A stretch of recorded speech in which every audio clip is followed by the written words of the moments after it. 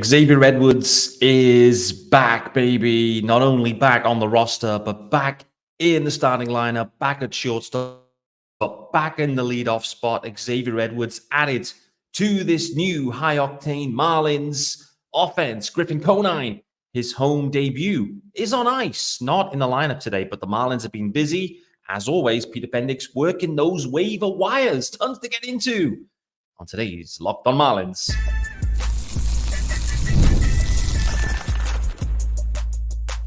You are Locked on Marlins, your daily podcast on the Miami Marlins. Part of the Locked On Podcast Network, your team every day. Greetings from England and welcome to Locked on Marlins, your daily Marlins pod. I'm your host, of course, Peter Pratt. Hit me up at Miami Marlins _UK. This is your team every day, and thanks for making Locked on Marlins your first listen of the day. It's part of the Locked On Podcast Network, and reminder, there's a YouTube channel. Of course, hit subscribe over on the YouTube channel. Let me know in the comments your thoughts, particularly X is back, baby. What kind of impact can X have the rest of the way out? But I want to know specifically of these waiver claims today, and there's been two of them. Who's going to be the better of the two? Do we see both of them? When do we see them? And as well, no Agustin Ramirez yet. Will we see him? Maybe we won't.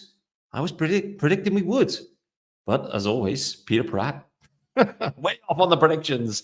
As always, there's absolutely tons to get into in advance of this Nat series. This episode, though, is brought to you by our good friends over at FanDuel. And now, through September 22nd, all FanDuel customers can bet $5 and get a 3-week free trial of NFL Sunday Ticket from YouTube and YouTube TV. Visit FanDuel.com to get yourselves started. And guys, where are we starting today? There has been a slew of roster news. The Marlins, they needed to use the scroll emoji, I think, as part of this update, because it was literally a scroll. It was almost a two-pager. It was almost a 2-page PDF document that the Marlins had to use here. We haven't seen that for some time, but boy, oh boy, let's just run it down. Let's just give you the update as provided by the Marlins, and we'll dig into the meat and potatoes of this. Started with Xavier Edwards, activated from the 10-day injured list, the minimum stint for Xavier Edwards. Just before we carry on, just want to call out. At the time, Griffin Conine was called up. Maybe the sense at that point was, Griff might only be here for a minimum stint. When Xavier's back, that could be the end of the road for Griff, and he may well be back to AAA, and that could be the end of his career. So firstly, I want to call out that Griffin Conine has survived the cut at this point, deservedly so. The next move, Anthony Maldonado recalled from AAA, another arm added. The carousel of arms continues. Then we have two guys claimed off waivers, both of them with pronunciation issues for me. Let's start with the right-handed pitcher, claimed off waivers from the San Diego Padres. And yes, this first name is correct, I believe. I don't think it's a typo. Lake, L-A-K-E, Lake. I'm going to go with Bashar, B-A-C-H-A-R. Luke, Lake Bashar. He has been claimed from the Padres. We then have Anthony Veneziano, claimed off waivers from the Kansas City Royals. He's a lefty. We're going to get into him and Lake a little bit more detail after the first ad in all likelihood. We then have lefty Josh Simpson has been returned from rehab assignment. He's been activated from the 60-day IL and he's been optioned to AAA Jacksonville. Ali Sanchez has been DFA'd. Yes, Johnny Pareda was recalled on Sunday with the expanded roster. And whilst many of us, or at least me, was predicting that could see the return or the first call-up very soon of Agustin Ramirez, that isn't the case. And unfortunately, Ali Sanchez has been DFA'd. Johnny Pareda remains, and Agustin Ramirez remains with Jacksonville. Left-handed pitcher Kent Emmanuel, DFA'd. Right call. Right-handed pitcher Emmanuel Ramirez, DFA'd. So that's your roster news. That's your roster update from your Miami Marlins. It feels like a Tuesday. It feels like any other Tuesday. Peter Bendix, if there's a waiver claim to be made, particularly for relievers, he'll make them, no doubt about it. So all fun. Let's talk about Xavier Edwards because he is back. Delighted that it's the minimum stint. Clearly, when there's any kind of like back issues or whatever it might be, you think, okay, could this be the end of the season for Xavier Edwards? But no, he is back, straight back into the lineup in the leadoff spot. Connor Norby's been taking that spot recently. Connor Norby's going to slide down in the lineup, it seems. And so Xavier Edwards back leading off. Connor Norby hitting in the 2-hole, though. So, the Marlins with a very interesting looking 1-2 punch of Xavier Edwards. Jake Burger's DHing.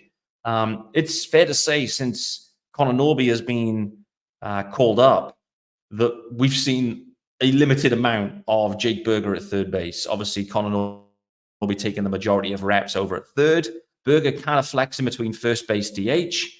Frankly, Burger's stick, if he's hitting, just leave him in the DH spot, leave him in the first base spot, whatever it might be, the stick and whatever plays in those positions. Jonah Bride is playing at first base. He's hitting cleanup.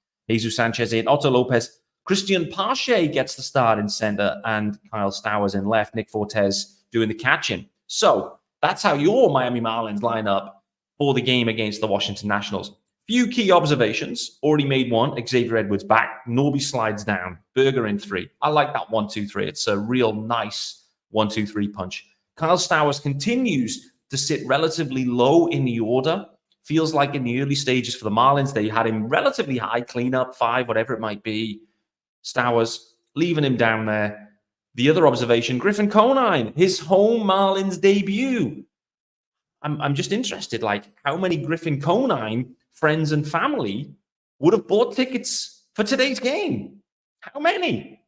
They may be asking for refunds. I mean, it's probably going to be like a $5 refund. They're probably not. It's not a huge expenditure, but nevertheless, I'm pretty sure that many friends, family would have hoped that they would have seen Griffin Conine, his Marlins debut. But it's on ice. Maybe he has a pinch hit appearance later in the game. I don't know. But maybe they have to wait until tomorrow's game, game 2 against the Washington Nationals.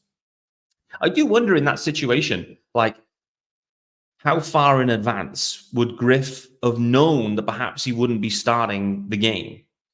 Because, would he have turned up on the day and the lineup is in that? I don't think so. I feel like it's probably would have been in advance of that. And so hopefully, maybe on the flight back from San Fran, maybe at that point, Griff would have been informed, listen, you're probably going to be sitting Tuesday.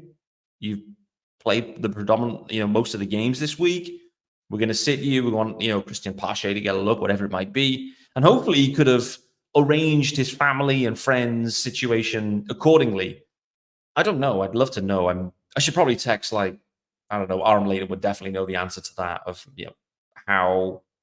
what kind of advance warning could there have been for this homestand, or whether Griff would have known he wouldn't have been in the lineup. I don't know, but it's on ice. Xavier Edwards is back, and as we've seen, various stats, various everything around Xavier Edwards, effectively since he's been up and playing every day for the Marlins. He's been one of the best players in baseball, not just for the Marlins, but in baseball, both in terms of contact, in terms of walks, in terms of steals.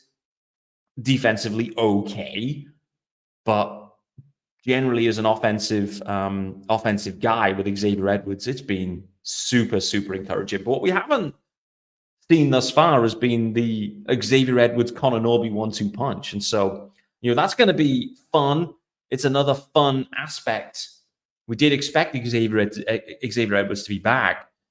The question still remains, I'm going to get into this later in the show, is which of the other guys kind of joined the party at this point. I do think there's a couple of passengers currently on this roster. It's not trying to be derogatory, but there's definitely a few guys that are kind of replaceable, let's say, on this roster. What I wanted to do, though, straight after the first ad, is talk about some of these waiver claims. I'm particularly enamored by a first name of Lake. Let's get him in the mix. Interesting that as a Marlins player, there's a Lake pitching for them potentially soon. So that's interesting. So we'll talk about these guys, what they've done thus far, what we can expect from them. But before we do that, let's let you know about our good friends over at Gametime. I'm going to get the graphics pumped. And guys, Gametime has a new feature. So listen up. It is called Gametime Picks, and it makes getting tickets for your favorite live events even easier. Gametime Picks, it filters out all of the fluff, all of the guff, showing you only incredible deals on great seats so you don't have to waste time searching through thousands of tickets. Beyond the Gametime Picks feature, which is new, always toggle on the all-in pricing. Make sure you toggle this feature on, and it will show you the totals up front with no surprise fees at checkout. I absolutely despise those added fees at the end that you aren't expecting that just pumps up your prices. Make sure you toggle the feature on, and that will make sure you've got your totals up front while you're searching your tickets. You also get your seat views and get your panoramic view from your seat in the app before you buy, plus the Gametime guarantee, meaning they will credit you 110% of the difference if you find the same seat in the same row or less. So take the guesswork out of buying tickets with Gametime. You may need it for this series against the Nationals because there's a serious buzz. Download the Gametime app. Listen, Marlins fans, download the Gametime app, create an account, and use the code LOCKEDONMLB for $20 off your first purchase. Yes, $20 off your first purchase. Terms do apply. Again, create an account and redeem the code LOCKEDONMLB for $20 off. Download Gametime today. What time is it? Game time.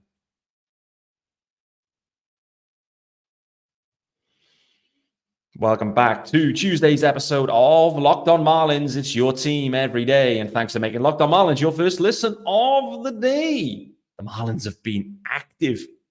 It's just another Tuesday for Peter Bendix. Roster moves galore, but Xavier Edwards, the headliner, he is back in the minimum amount of time. Looking forward to seeing him in this new look, fun look, Marlins offense. Xavier's probably looking around and thinking, boy, oh boy, I've only been gone 10 days, but this has changed. This is fun. All of a sudden, Stowers is hitting, Norby's up, and so's Conine. He's looking around thinking, this lineup is juicy. Juicy. Speaking about juicy, let's talk about some waiver claims that the Marlins have made. First one, Anthony Veneziano. Love the name. I'm hoping that there's some Italian heritage of some sorts in there. It looks like he was born in New Jersey, so I'm assuming there's some Italian blood in this family. Nevertheless, he's been claimed from the Royals. He's made a couple of appearances for the Royals this year. It's just 2 innings of work, 2 Ks in that, but spent the majority of time, as you would guess, down in the minor leagues. He's been solely at AAA. Bearing in mind, he is, if I've already said this, if I didn't, I apologize, 27 years old. The other standout here, he's a lefty. Also, he's 6'5". 6'5", 27. And Veneziano could be an absolute monster. Could be a monster. In AAA, what's he been doing? So he has thrown a total of 90 innings already this season in AAA. He's appeared in 31 games, but 14 starts. So he's flicked between starting and relieving. 4-5 record, a 4.8 ERA. Who cares? The ERAs, when you arrive with the Marlins, always go down. He's given up 48 earned runs, 12 bombs in those 90 innings, 76 Ks in 90 innings worth of work. And the only other thing to call out is 42 walks. So by the numbers, you're probably not going to get exceedingly excited. In 2023, it was a little bit better. Actually spent, a third of the season at AA, and then the second half of the season at AAA. A AA in particular, bearing in mind he was 25, I guess, at this point. It was 8 starts with a 2.13 ERA. That's just in 2023. 42 innings of work and a 2.13 ERA, 5-1. Going up to AAA, he found it a little bit tougher, 4.22 ERA. But if I look at the history, if I look at the body of work here, throughout this minor league career, which has been since 2019, there's been overall a ton of stuff, predominantly used as a starter, 97 starts with a combined ERA of 4.56. So as a lefty with that size, I'm very interested to see what what we get out of this guy. Let's see whether he immediately lands, I guess, on the active roster. He's out on minor league options. I should have checked that first, but I'm going to assume that he was waived, DFA'd, due to the fact he's out of options and the Royals maybe wanted to add something different to their bullpen, I guess. So this guy, in general, to me, when I look at him, and this is the first time I've ever heard his name, first time I've ever looked up his pitching stats, I'm intrigued by lefty, the size, the fact that he's been a starter historically, and actually in 2023, relatively recently, a pretty decent starter by the numbers, particularly at the AA level. So this smells like Peter Bendix all over. This is a Bendix extravaganza. It wouldn't shock me if at some point in the near term or in 2025, Anthony Veneziano ends up making like 10 starts in a row for the Marlins with a 3 ERA, and everyone's like, oh my days, they've done it again. It's possible. It's possible. Frankly, at this point of the season, there's nothing to lose. These are the perfect guys to pick up and take a shot on. Why not? And that's exactly what Peter Bendix is doing. So I'm intrigued. My interest is piqued, so to speak. My interest is also piqued around Lake Bashar, who has been claimed off waivers from the Padres. He is a righty, 6'2". And when we look at, firstly, his profile, they've already got the Marlins hat adjusted for him. So yeah, great work on that front.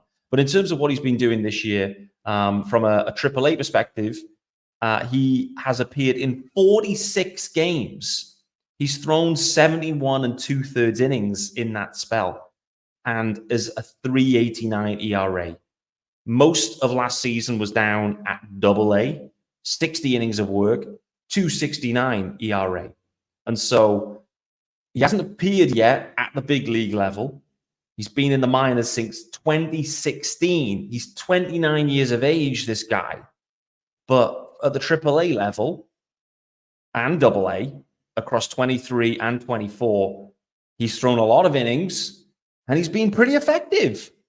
Pretty effective, to be honest with you. He's got more than a K per 9 this campaign with 85 Ks in 71 innings, like I already mentioned, 32 walks. So less than a walk per inning. So it's like half a walk per inning, I guess. So overall, like, again, bit like Veneziano. Why not? Why not? Righty dude, 29. He's due his opportunity. And frankly, we've seen it. Like, Griffin Conine is probably the most obvious of that, where, a relatively older prospect. I mean, we can't really call these guys prospects at this point, but, we will. But, 29 years of age. But for Conine, he comes up. We don't know what we're going to get. We hope we get quality. And he's made an instant impact. Hence, he's still on the roster. He's made it up. He's performing.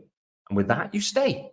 And with these guys, they haven't really ever had a big league opportunity with anyone, even though they're 29 and 27 respectively. No real big league opportunities. The Marlins in September can certainly offer that opportunity. We've seen with the bullpen recently. I mean, I looked at the box score the other day after Sunday's game. Beyond Fauché, I couldn't tell you who any of the guys were. That's just the level of roster churn, of bullpen churn at this point. There's a little bit of like, you're taking your eye off the ball a little bit because, listen, it's September and, it's hard to keep track of. And are you watching the games? Only kidding, I'm still watching most of them.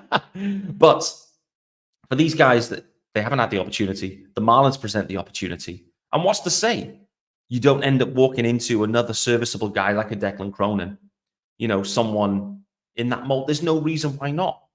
They can walk into that. And like I said, Veneziano in particular, to me, when I'm looking at is, I'm looking back just to 2023, and those AA numbers of 2023, they get you feeling something. Yes, he may have been old for the level at that point, but there's a ton of prospects flying around at AA, and he's old for the level, but seemed to be effective as a starter. It's time. It's Veneziano's season, no doubt. Let's hit the final ad and then let's continue around the roster itself because all eyes on the roster. All eyes also on Max Meyer going this evening. There's continues to be a decent amount of pressure associated with Max Meyer at this point. But before we do that, let's let you know about our good friends over at FanDuel. Yes, sir. And you've heard us talk plenty, loads about FanDuel. It is America's #1 sportsbook. Well, we have something a little different for you. Through September 22nd, all FanDuel customers can bet $5 and get a 3-week free trial of Sunday NFL. Sorry, wrong way around. NFL Sunday Ticket from YouTube and YouTube TV. Then, with a YouTube TV base plan, you'll be able to watch every regular season Sunday afternoon out-of-market game. All you need is a Google account and a current form of payment, and you can cancel anytime. Just visit FanDuel.com and download America's #1 sportsbook.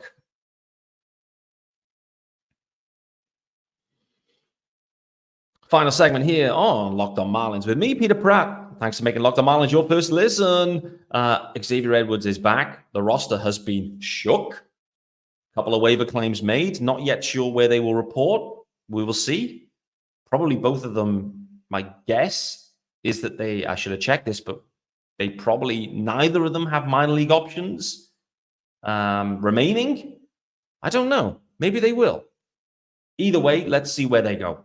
They're going to be given an opportunity. Both of them have a decent pedigree at the minor league level. So what's there to be lost? Nothing. Let's briefly talk about rehab progress because three guys actually stood out on the update today. Firstly, Sandy Alcantara. He actually wasn't one of the guys I was going to talk about. But Sandy Alcantara, fundamentally, he's pretty much ready to go. You know, Mel Stottlemyre on the broadcast talking about it the other day, like, you know, they're trying their best to just keep the handbrake pulled up on Sandy because he's just an animal. He wants to be out there. The season's cooked. There's no reason to be out there. There's no reason to push it. There's no reason to stretch it. But it's Sandy. Sandy's MO is to push it. He's always looking to push the boundaries in everything that he does, no doubt. And so Sandy's going to be fine for next year. He's going to be ready to rock and roll. And I'm so excited to see Sandy Alcantara back for the Marlins on the mound. I've missed him so badly this year. We've taken Sandy for granted over the past few seasons. And this season in particular has made me reflect on just, firstly, how good Sandy is, how important he is for the Marlins, and how the Marlins' success is almost directly linked to Sandy Alcantara. They have a long-term agreement in place with Sandy. We know the model. And it's when you approach near the end of your deal, you're moved and you replenished, etc. That's the model. We're all mentally preparing ourselves for that eventuality. But what I hope is we get a 2025 where Sandy's ready to rock and roll. Braxy's fine. Eddie Cabrera, can find the strike zone. Weathers is back. Luzardo's back. And you've got a rotation there that can anchor this organization. In the meantime, you found a few bullpen arms off the waivers. We'll see. Who cares? They'll be fine.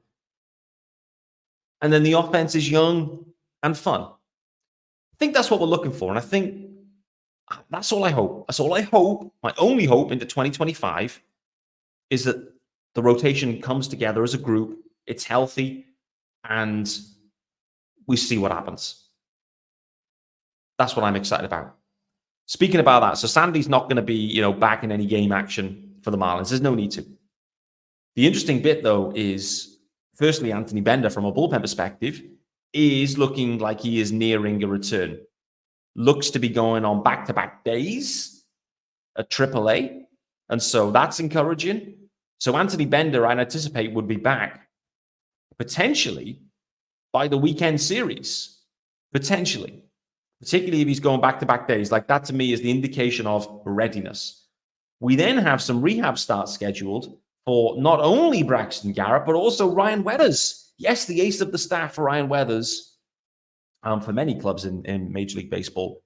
Him and Braxton Garrett both scheduled to have some rehab starts in the very near future.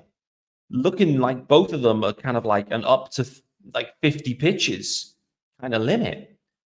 So let's assume that things go well. Let's then assume that they get another start soon after that of maybe 60 to 70 pitches. Then all of a sudden, we're probably looking at a timeline here where mid-September, both of them, all being well, could return to the Marlins rotation and maybe finish the campaign with a handful of starts each. Again, with the knowledge that Sandy is going to be back and fine, it would be great to see Brax and Ryan Weathers back before the season ends, finishing the season healthy, and then going into the offseason with clean bill of health. No, for Brax in particular, like next to no innings on the arm coming off a career high. And so looking ahead for Brax specifically, he should be feeling good. Ryan Weathers definitely, dug in and really kind of, was the ace. It truly was the ace of the staff, probably for a sustained period. But Ryan Weathers is like, we took a real big step forward here for the Marlins this year. Super encouraging. We knew it. We saw it in spring. And for Weathers, it's, can we get the same again? Can we get the same again in 25? Can we get that same reliable Weathers? I think if they can, and super encouraging. From a rotation perspective, one guy I haven't mentioned, it's Max Meyer, who goes this evening. And for Max Meyer, we continue to get some development. He continues to be in development at this point.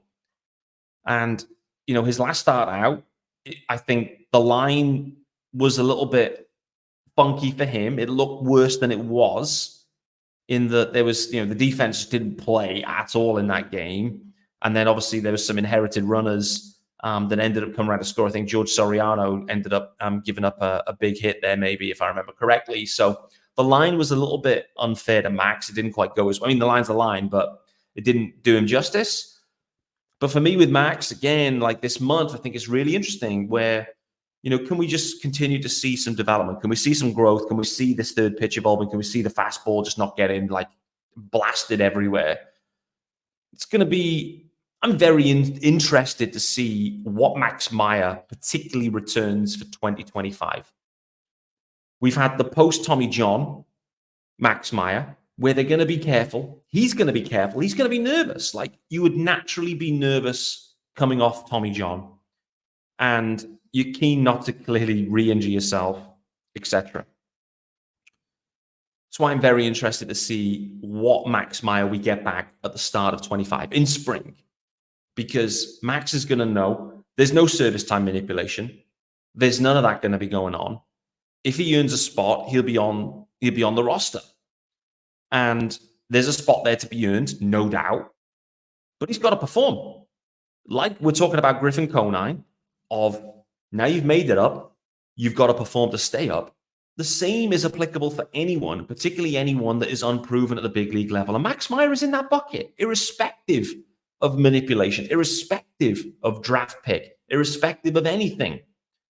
If you don't perform, then you won't stay. We've seen it with this Peter Bendix roster, where he isn't afraid to pull the pin on anyone, no matter their pedigree, their contract value, the committed dollars in the future, anything.